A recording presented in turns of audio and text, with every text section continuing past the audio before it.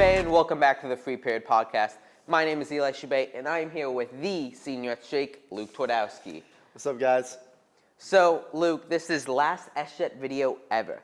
So, we decided that Luke would, give us some advice and help the incoming freshmen and the rising, sophomores, juniors, seniors. Yeah. So, Luke, what is the biggest piece of advice you have for incoming students? For incoming students, dude, it's hit the ground running. I wasn't really paying attention a lot my freshman year, and I'm still going. I'm going to a good college. I got in. I'm doing fine.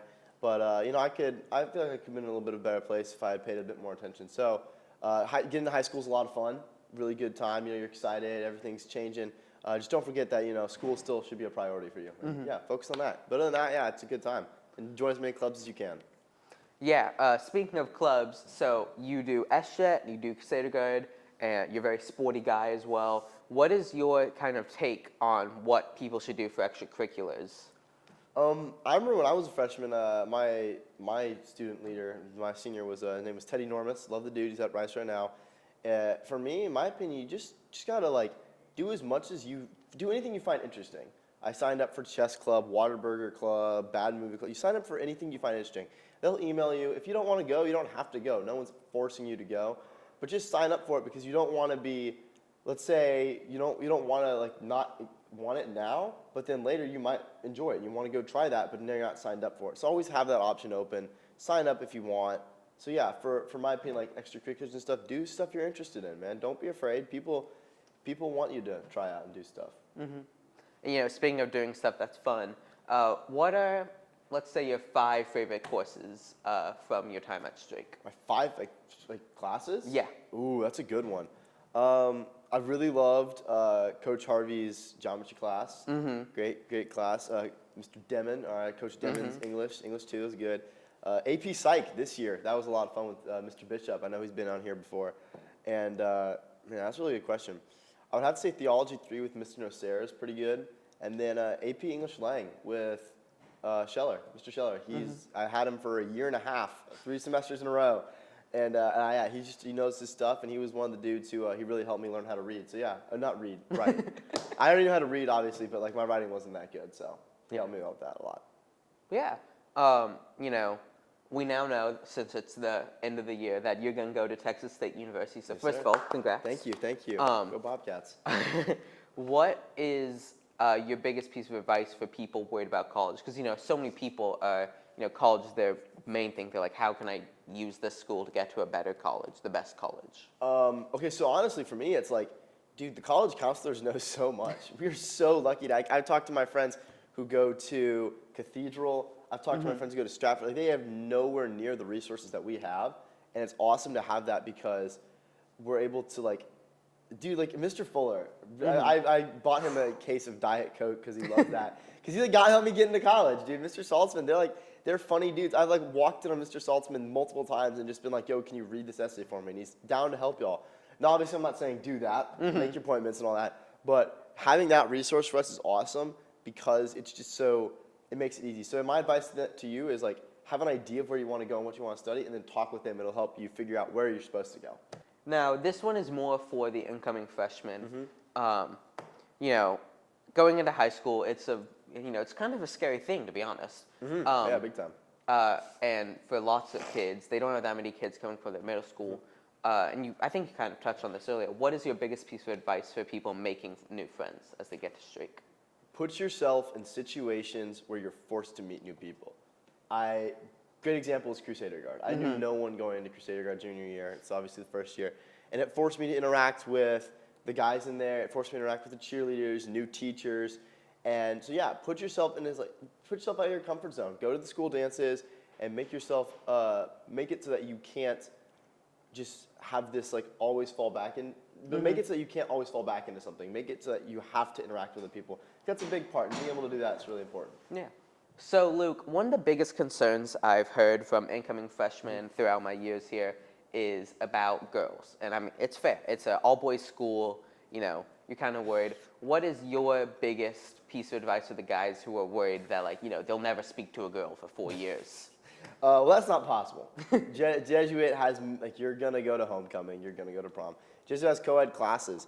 My advice is just be confident in yourself, man. Like something my brother tells me is like, if you make a good impression, if you're a smart dude, if you're competent, you talk well and you talk nice, and they don't want you, that's not your fault. You know? Yeah. So for my advice is like, just be yourself, be confident, stand up straight, and look the part. And if they don't go for it, then that's unfortunate. But most of the time, girls will go for that. So that's my advice to y'all. Yeah, that's good advice. Which brother was that, Nate? That was Nate. That was my older brother that Nate. makes He's a good dude. He's at Nate's one awesome. team right now. Yeah. So, you're a senior. This is your last SJET video, including the news you're doing tomorrow. What have been, sort of your highlights, and what have been some things that you wish you could have done more of or done better throughout your 4 years here? Highlights, dude. I mean, pretty much everything I did with the streams. That was awesome. I remember coming in, and Thomas Hatfield was the CSM president when I got here. Great dude. He signed me up for, when I signed up, he was like, all right, what do you want to do? I was like, I want to commentate. And he's like, okay, well, you're a freshman, you can't do that. So that was like, and then I remember they said, we need someone to work the camera. So I think, and since then, I've just really had this idea to push CSN as far as we can. I think I've gotten it to a good spot where Stanley's taken over now. He's done a very good job with it. And obviously, y'all are doing a great job with it. I'm very proud of what y'all are going to do with it. And I'm excited to watch the streams next year. I think my most proud moment for that would be we got the center field cam in baseball. That was something we talked a lot about with Mr. Pep. We went into a lot of detail. We built this whole 9-foot rig that's consisted of the stream cart, 2 stands, and a fully extended camera on top with sandbags to weigh it down. And we did all that just so we could get one shot, and it was just so cool. It was awesome. And on the stream, we had a kid, I think it was Jack Wegleiter, crushed a home run, and you just see it just looks so good, and it was so cool to be able to go back in that and listen to the call. So for my most proud things, definitely that. I loved a segment that unfortunately has never gotten a sequel, which is Teachers with Riz. I worked hard on that. This is probably going to get cut, unfortunately, but that was a great segment. But also, unironically, I loved Crusader Challenges. Sophomore year doing that with Conrad was so much fun. We've done that really well. Jaden and me filmed one. We're going to do some more, I'm sure. That's a really good segment. So I would say that's some of the most proud stuff I've done. Some of the stuff I've been disappointed in. I wish there was always something. There's always I wish I could have been president or something. But I really think that I was not gonna compete with Conrad. He is a genius compared to me. Vice president. Vice presidency. I'll take it. I won the S show where I'll take that. But for things that I struggle with, I wish I could have been better on camera. There's a famous story where they bought more equipment because I was so bad on camera that you've heard this, right? Oh, okay, so my first stream, I was shaky as heck with the camera. And Matthew Watts, when I get home that night, called me and goes, hey, don't worry, it wasn't you. We're going to get new equipment. And then the next stream I was bad again. It's okay, we're getting you on field cam because you can't be on main cam anymore. So I wish I'd been a little bit better on camera. But, and then also, I had an idea that we never did, was dad jokes and deep thoughts with Mr. Demon. We never did that. That was a good idea, but that was just, unfortunately, we didn't have the time to do it. The schedules never aligned, and sometimes that's yet when you only have a short window to do things. You have an idea, and everyone's on board with it, and you have a 1-week window. If it doesn't happen, it becomes less likely, and it never happened. It's unfortunate, but it's okay. And yeah, so I would say that's maybe one of my biggest wishes I could have done that. That'd been awesome. Yeah, and while we do obviously shout out and love Jackson White and Matias Garcia Pratt, that's the other 2 seniors. You are very uniquely positioned where you were the first, you were the last ones to do the advisory shows your freshman year.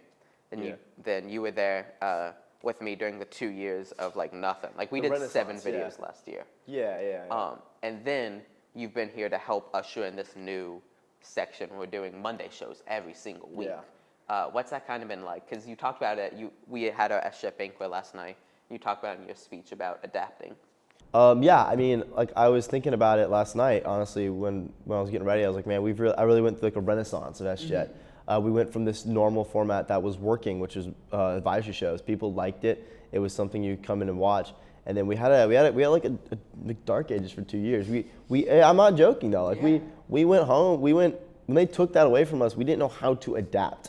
And we were in that position where things didn't work out well. And we were coming out the end successful. The end of sophomore year was successful. The beginning of junior year was a little bit successful. But towards like, there was always like a strong push in the beginning, like we're going to kill it, we're going to knock it out. And it was always a strong push in the end, like, all right, next year's going to be our year. And there was like a good 4 months in the middle where we did nothing. It was a fun place to hang out. You could learn how to shoot your short film.